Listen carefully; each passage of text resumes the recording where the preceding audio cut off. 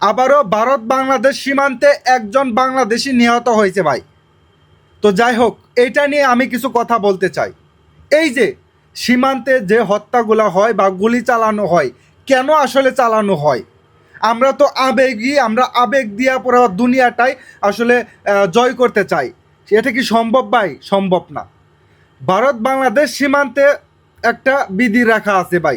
সেইটা হলো, কেউ যদি চোরাইভাবে অন্য দেশে প্রবেশ করতে চায় তাহলে বা বিএসএফ বা বিজিবি গুলি করতে পারে। যদি ভারত থেকে আসে তাহলে বাংলাদেশের বিজিবি তারা গুলি করতে পারে। আর যদি ভারতে যাওয়ার চেষ্টা করে কোনো বাংলাদেশি, তাহলে বিএসএফ গুলি করবে এবং গুলি করার চেষ্টা করবে। এটা স্বাভাবিক।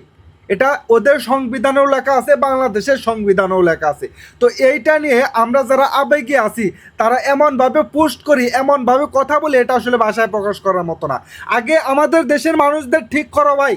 যারা চূড়াইভাবে ভারতে যাওয়ার চেষ্টা করে তাদেরকে আগে থামাও, তাদেরকে আগে থামাও, তারপর এই সমস্ত আবেগী পোস্ট দাও। এই যে আজকে একজন নিহত হইল বাংলাদেশি, এতে কিন্তু চূড়াইভাবে ভারতে যাওয়ার চেষ্টা করছে। বিনা কারণে কি বিসিএফ গুলি করে ভাই? করে না। আগে আমাদের ভালো ভালো হতে হবে ভাই।